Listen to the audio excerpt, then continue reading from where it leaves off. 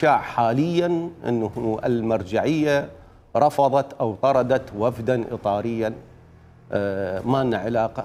هاي القصص تصاغ حتى تتناغم مع الخيال الاجتماعي الشيعي العراقي.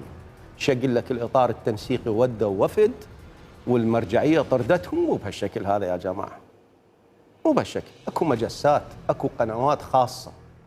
وأنا هنا أسألكم، أنتم تعتقدون أنه المرجعية ما تتدخل في اختيار رئيس الحكومة المقبلة بالعراق؟ هل تعتقدون ذلك؟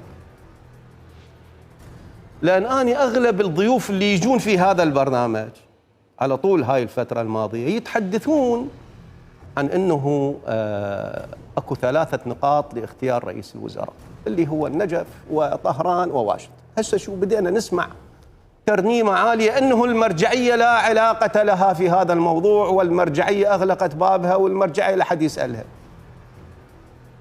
ما أريد أتقرب أكثر، بس أسألكم سؤال، هل تعتقدون ذلك؟